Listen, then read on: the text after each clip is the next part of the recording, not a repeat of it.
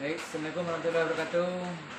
Jumpa lagi pemirsa channel Harimau Cupak. Hari ini kita berada di kediaman salah satu guru dari perguruan Silet Tarago Biru Indonesia. Beliau merupakan salah satu guru dari perguruan Tarala. Mungkin nanti kita akan bercerita banyak mengenai Silet, khususnya aliran Tarago Biru. Nanti beliau akan memperkenalkan diri. Beliau Muhammad Andre. Mungkin lebih lanjutnya kita akan silakan saudara Andre untuk bercerita sedikit. Assalamualaikum warahmatullahi wabarakatuh. Nama Muhammad Andre Meta, bergabung di perguruan pencak Tarago Biru Indonesia, aliran Tarala dari Manijau. Beliau Pak Darcan. Sultan dari dulu ya. Sultan dari dulu. Jadi bicara tentang Silet Tarala, yang kita tahu dari versi Manijau ini adalah aku bahasa Indonesia. Tidak boleh ya. Kenapa kalau Jalan. Oke, jadi anak ini meninjau, belakangnya kata anak ini meninjau dan nah Kandi tertarik sama Silet Tarala karena pertama pola lintasannya lurus, lalu tahu paling dapat pulang. Jadi dia menyerang ketika lawan diserang. Itu awal tertarik sama Silet Tarala dan bahkan lah mendedikasikan diri lah untuk Silet Tarala. Padahal itu sudah dari kandang aja kan, kandang dulu awal tahun itu penggemar berat dari kandang gitu kan. Kita ada di Jepang atau karena seri Bandung. Jadi bercerita tentang Tarala, dan Tarala ini salah satu aliran dari Silet Minang. Jadi seperti yang dikatakan bahwa dengan pola lurus ya, menyerang ya, jadi kurangnya menyerang. Kalau di Solo disebut orang Silet Ciliang dan Nyo membabi buta itu kan. Nah, itu kalau di Solo hanya itu Silet Ciliang kan. Jadi pola latihan seperti apa Silet Tarala? Agak unik kan lah. Jadi dulu pernah belajar di kampungnya kan. Terus Silet Tarala itu agak lebih unik. Uniknya pertama kita metode latihannya itu pertama silent, jadi diam, tidak ada suara kode. Yang ada ya suara dabi, yang ada yang suara dabi sebagai pertanda. Kedua itu di guru itu yang jadi objek untuk mencobakan teknik. Nah, mencobakan pertama kita kan belajar batang dulu, belajar dasar, kemudian nanti belajar bantingnya terjadi. Jadi di Silet Tarala itu ada banting, ada dasar atau batang, ada terjadi. Kalau bahasa sekarang ini aplikasi. Jadi pengembangan dari batang tadi aplikasinya bisa di sini, bisa di sini, bisa di sini. Nah itu dalam metode latihan itu si gurunya tadi itu yang dibantu sama muridnya. Jadi misalnya ada 10 orang yang latihan, nah sebanyak itu pula lah murid itu akan mencobakan hal tersebut kepada gurunya. Jadi dia tidak perlu mencobakan keluar, gurunya sudah paham dan untuk. Jadi proses belajarnya itu yang unik. Istilahnya dengan memang pola Silet kampung sebenarnya seperti itu sebenarnya. Jadi kalau berbeda kalau memang sudah untuk gelanggang, untuk macak itu mungkin akan berbeda. Tapi kalau memang di kampung, contoh di Solo sendiri, kalau pola mengajar pasti akan seperti itu. Jadi memang istilahnya bagaimana mempraktekkan, berarti kan guru mencoba-cobakan dulu lah ngerjain ya. Kalau dia dikunci, bisa mengunci, bagaimana dia dikunci dan seterusnya kan. Itu memang Silet Minang mungkin lebih kurangnya hampir sama. Tapi memang kalau yang sudah dengan pola kekinian untuk mungkin kunci, mungkin apa jadi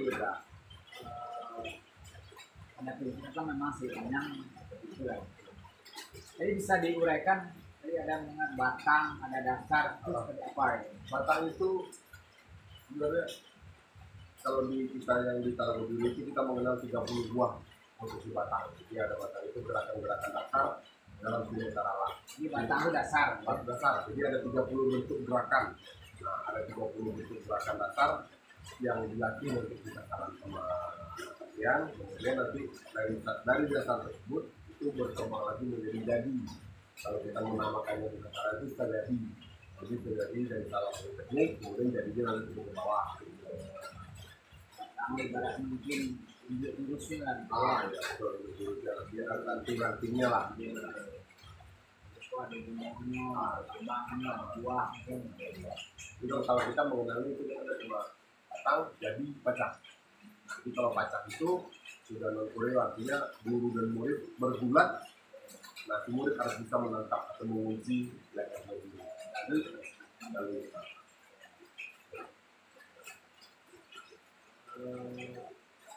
kalau berbicara sila-sila ataupun mungkin dalam artian tingkatan dalam caranya seperti apa?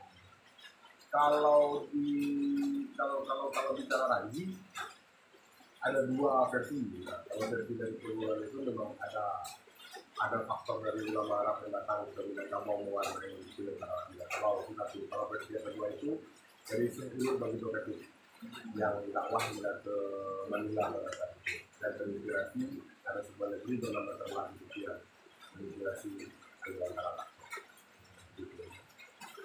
Apakah di Tarala ada semacam tingkatan gitu? Ikatan maksudnya Tingkatan di dalam latihan. ada. Pertama itu dibedakan dari detanya kan lah. Jadi anak kecil sebelum dia bergabung itu belum jadi anak kecil dulu, jadi murid dulu. Jadi kita menanti yang syaratnya itu tidak di awal, syarat itu setelah proses latihan berlangsung. Jadi pertama itu murid diperkenalkan dulu, ini Tarala, intinya metode latihannya begini, pendekatannya begini, tekniknya begini, rangkaian tekniknya begini. Sudah itu ketika ada alumni yang pasti dari sendiri, nanti mereka akan baru mereka menakir syarat. Kalau kita mengenal menakir syarat itu namanya pendirian. Pendirian itu adalah prosesi setelah terima seni Tarala, artinya dari murid menjadi anak kasihan. Dari murid menjadi anak kasihan itu Berapa lama itu kira-kira? Kalau masalah waktu itu biasanya fleksibel, karena yang menentukan itu kalau kita di sini ada istilahnya kato, anti kato, nah bapak saya bisa saja nanti yang sudah baru 2 bulan lagi nanti tiba-tiba udah bisa nih kalau mau maju mau memilih boleh, sudah ada penawaran, tapi semua nanti yang menyerahkan diri secara tulis kepada si dulu. Sekarang ada yang 6 bulan, ada yang 3 bulan, bahkan ada yang bertahun-tahun. Jadi kearifan silat bilang itu kan memang begitu kan, jadi nggak bisa lama belajarnya belum tentu ada hak yang untuk naik. Ada yang baru belajar bahkan ada hak. Jadi tidak dengan itu Baru kan ya. jadi guru yang menentukan, mutlak dari guru yang menentukan. Kalau gambaran di latihan sare dia itu seperti apa gambaran? Jadi si murid itu kalau kita kalau dulu itu biasa melakukan proses itu secara berkelompok. Jadi misalnya itu sudah dipakem bahwa mandiri itu paling sedikit itu 5 orang, lebih boleh. Jadi ada 5 orang, berarti 1 orang perwakilannya bersama-sama datang. Itu satu perwakilan dari yang 5 tadi, sama-sama menghadap dulu, kemudian dia seru pilih. Ini ya. Banyak bilang kok. Ada kamu dia, ada rokok, ada tembakau, ada ini, ada pinang, ada tetap bilang kok silakan. Boleh berniat ingin mandiri itu dulu yang berusaha itu biasanya juga. Tapi kalau di dalam proses tersebut ada kartu lain, ya ini kadang-kadang bisa jadi nanti prosesnya lebih baru bisa jadi nggak mudah juga, tergantung dari jadi ibaratnya penggambarannya semua itu terlihat dari diri ya, dari diri niatnya bagus, dirinya nanti itu bagus, dirinya rasanya enak. dianya baik nanti kadang-kadang rokok pipa yang dibakar itu lancar, tidak tersendat-sendat bisa. Jadi selain tadi Sri Lampu, apalagi di Sri Nah, di dalam manati yang pertama, jadi di sinetron lainnya ada 2 kali manati yang ada. Manati yang pertama dan manati yang kedua. Manati yang pertama itu ada pokoknya. Pertama itu nanti setelah mandiri itu biasanya papan. Nah, itu batunya dari papan. Setelah latihan, nanti latihan lagi, nunggu kode guru lagi, ada guru lagi kasih kode, nanti baru masuk sendiri. Papan. Jadi sendiri bawa papan, satu kelompok juga, bawa papan 4 lembar. Nah, nanti posisinya si murid dan guru itu berbagi di papan. Baik ya. Nah, papan itu juga ada kode ya. Kalau dari luar ada tanda yang memang tidak bisa diterbalkan, memang sudah anaknya tidak waktu. Setelah prosesi papan itu biasanya kita ada namanya tukar beta, nah, artinya dari parewa menjadi pandeka. Nah, parewa itu beta yang pertama itu tutup semua tuh, nanti beta pandekanya baru dibuka, itu beta bala-bala. Kita mengenal ikatan dan beta. Jadi parewa belakang. Betanya sudah bilang. Jadi setelah kita beta itu nanti baru masuk kita ke mana kita dulu. Belum masuk ke tahu karena setelah itu 5 menit sudah dipisah. Kita ini kayak penempaan karena dia ada menyerah pisang dengan bahu berkali-kali. Pisang ya. Pisang Dengan bahu. Nanti si murid melakukan sebuah gerakan yang sudah diinstruksikan guru terhadap pisang tersebut. Ada pisang tersebut. Jadi pisangnya ada 2, ada pisang agak, ada pisang lambang. Katanya itu. Pisangnya pohon pisang. Pohon pisang itu ya dibeli atau dibeli atau diminta sama yang punya pohon, itu kita ambil dari bawah ke gunung, itu ditanam. Ditanam di tempat. Nah, nanti baru boleh memilih pisang tersebut untuk melakukan gerakan yang sudah diinstruksikan. Contohkan sama guru nanti kita coba. Ada yang tegak, ada yang pisangnya rambah. Pisang rambah ini sudah dipotong. Jadi pisangnya ada yang diberdirikan, ada yang di. Kalau yang rambah itu untuk apa itu? Yang rambah itu biasanya untuk pengambilan amanah. Jadi kalau tadi kita runut dari awal, pada saat dia menjadi mendaftar sebagai murid, gitu ya. Nah, kan kalau secara umum di Sunda Minang biasanya ada mengentai ayam, apakah di Tarala ada seperti itu atau ada ya?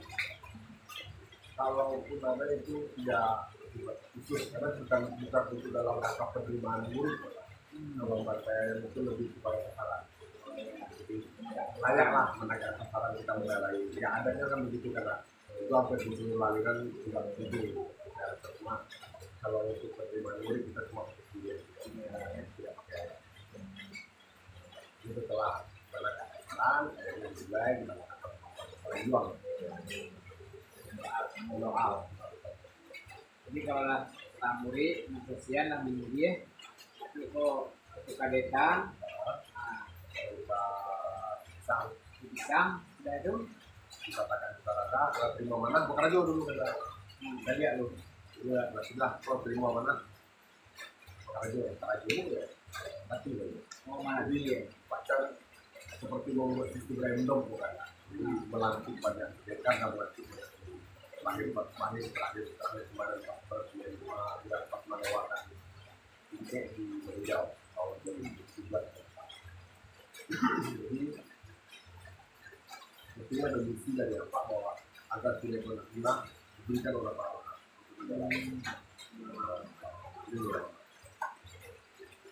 Terjadi menjelang nanti masuk taman nasional yang terakhir. untuk guru gitu lah. Yang terakhir itu seperti Yang terakhir itu segini dari Kaliwa. Proses proses masing-masing penelitian ini tidak kaku. Artinya bisa saja nanti prosesnya ada yang bergulat dulu nanti, ada yang bergulat dulu nanti, ada yang main pisau dulu, banyak tergantung kartu tadi, kartu tadi apa yang harus dikerjakan sekarang itu. Oke, itu berlaku untuk semua sasaran. Yang tahu cuma yang dari Teluk Biru, yang dari maksudnya tentara lain itu yang besar membaca juga, cuma kami tidak pernah diskusi atau interaksi langsung, jadi tidak dari juga memastikan. Tapi kalau memang dari Madinah, rata-rata memang tidak. Kenapa kan berdiri di Madinah, orang Madinah, dari Madinah, atau ini cuma diturunkan dari dua pakar. Ini yang berupa akhiran Itu dulu apa yang di Tarala ada dua, atau Al-Qudah itu Kampung Dalam, ada yang namanya Hukuman Yudin. dua-duanya dari meninjau. Dua-duanya dari Madinah. Itu juga saudara. Jadi memang silat Tarala ini banyak berkembang di daerah meninjau ya. Itu hampir saling ada. Sebenarnya silat lain banyak ada, silat di Tarik ada, cuma dominan di Madinah itu Tarala.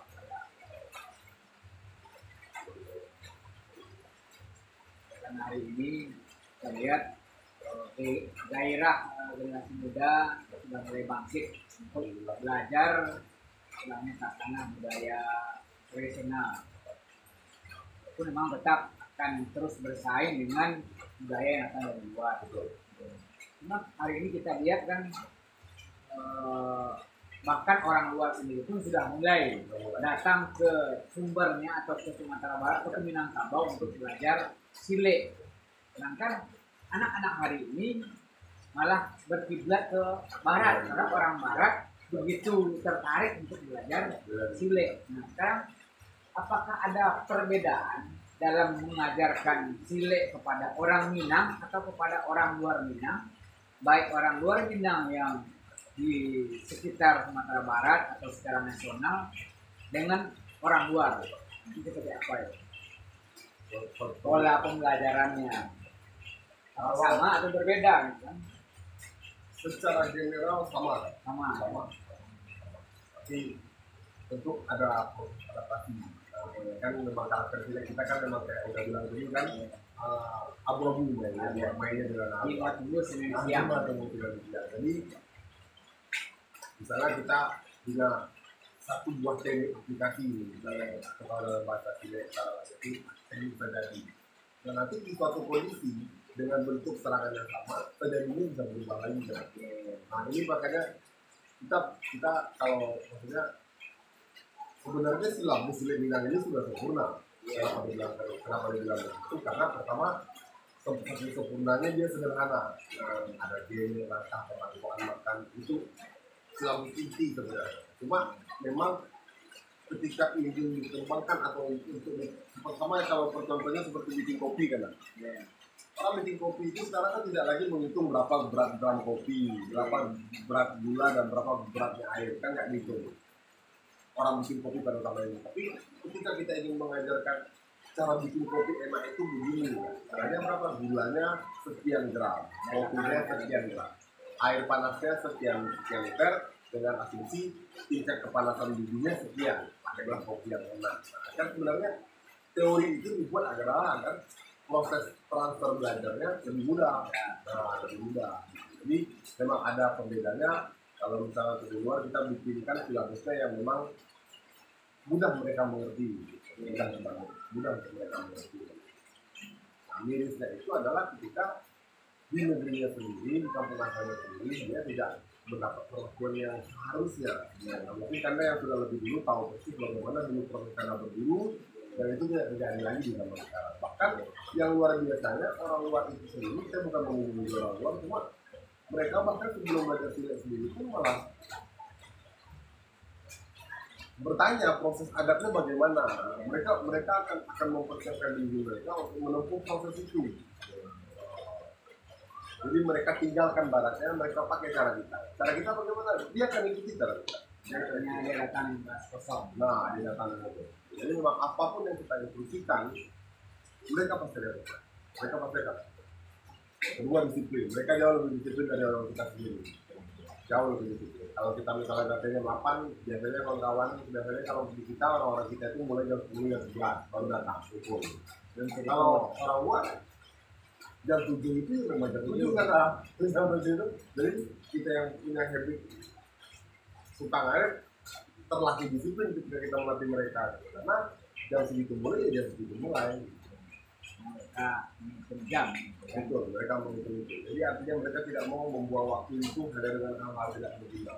Nah, harusnya kita, semangat kita sendiri harusnya berkali lipat dari itu. Karena Dinda sendiri merasa bahwa sini ini bagian dari pesawat tinggi sebenarnya. Kalau tidak diletakkan di tempat yang tinggi, ya artinya orang kita sendiri yang membuat tempatnya jadi tidak baik. Kita yang harus menjadikan itu. Dianggap berharga. Betul, betul. Istilahnya sebuah ilmu itu tidak bisa diukur dengan angka-angka, Bisa terbeli kita. beli. Karena berbicara sile kan pada hakikatnya berbicara kehidupan, Betul. bukan hanya sekedar gerak angka sile. Benar. Ini yang kadang orang tidak memahami inti dari sile. Jadi karena pahamnya hanya tentang gerakan-gerakan sile. Nah, sile tidak lepas daripada kaidah akhlak. Betul. Berkaitan dengan itu.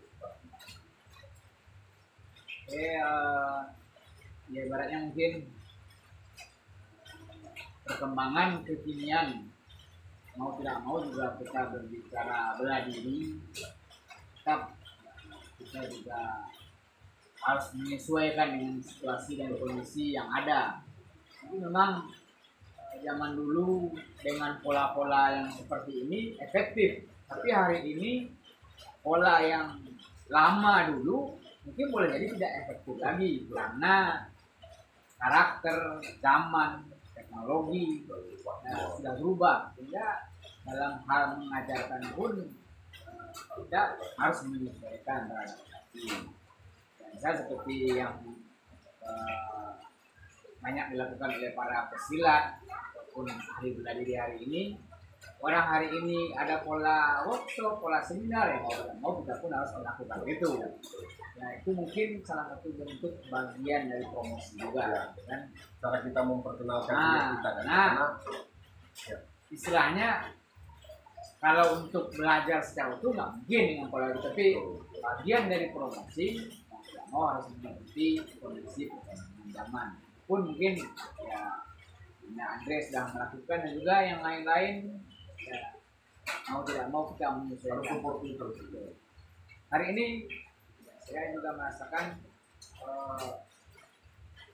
seperti tadi bahwa kondisi generasi hari ini mereka inginnya instan, gitu kan? Betul. Mereka inginnya kali belajar sakti, gitu kan? Nah, mau tidak mau kita pun harus mengemas ya biar bisa banyak sedikitnya, walaupun mungkin tidak akan 100%, mungkin berapa puluh persen bisa mendekati ke arah itu. Dalam artian pada saat kita mengajarkan, mungkin hari ini dia datang bisa nanti ketemu sesuatu kondisi di luar sana, dia bisa mengaplikasikan langsung. Kalau mungkin zaman dulu, kalau zaman saya belajar dulu 6 bulan tuh melangkah ya dulu, gitu kan? Melangkah dulu. Tapi hari ini nggak bisa lagi seperti itu, harus sambil jalan terus semua. Gitu. Adaptasi. Oke. Ada yang lain lagi yang mau ditambahkan? Ya, kalau Andre sendiri sebenarnya mencoba mengambil karakter lain kan. Iya. Jadi tertarik untuk memahami sini itu bagaimana sini Islam masuk. Nah, bagaimana karakter sini Minang ini. Dia bukan mengatakan orang Minang lebih beragama yang lain, tapi memang kita percaya bahwa Minang ini adalah agamanya agama tauhid pada awalnya. Cuma kita mau tahu bagaimana sini, penasaran sekali ingin mengetahui seliar apa sih yang kita yang sebelum Islam masuk untuk menenangkan pilihan-pilihan tadi. Jadi lebih mengambil karakter filmnya yang memang nggak ada masalah ini. Karena memang proses diskusi, bahkan dalam satu seminar itu pernah menjelaskan ke orang bahwa asbak sendiri pun bisa jadi senjata efektif sebenarnya untuk dan itu sudah merupakan bagian dari silat. Jadi silat tidak dipandang dari sebuah gerak, gerak langkah yang sederhana saja, tapi malah lebih luas, menggunakan kayu, menggunakan yang lain, all condition itu sudah merupakan bagian dari sile sebenarnya. Ini yang namanya juga bela diri. namanya juga bela diri kan. Apa saja bisa untuk bela diri kan. Oke, mungkin bisa dicontohkan sedikit seperti apa gambaran dari gerak dari Karala kan? Untuk bisa di pemirsa Nah ini kan masuk tanah apa nih? Tanah main di tataran biasa. Cuma nanti kita baru bisa. Baik, mungkin pemirsa hari ini Pak itu bincang-bincang kita mengenai Karala dari salah seorang guru Karala, saudara Andre yang juga sudah cukup banyak melintang di dunia persilatan. Terinspirasi dari Kanda ini sebenarnya. Kita mencoba untuk meneruskan warisan dari nenek moyang bahwa Silek Minang merupakan pusako tinggi dari Minangkabau, bahwa setiap anak Minang seharusnya bisa silek. Bahkan kalau zaman dulu sebenarnya orang-orang tua kita dulu rata-rata bisa silek, kan? Mungkin perjalanan ke sininya karena perkembangan zaman, perubahan zaman ya mungkin memang berubah juga, ada kebiasaan, berubah juga minat bakat dan sebagainya. Tapi itu menjadi PR besar kita sebagai generasi penerus untuk meneruskan lagi kepada generasi berikutnya. Oke, itu saja bincang-bincang kita kali ini. Nanti kita akan lanjutkan untuk bagaimana seperti apa gerak angkanya dari.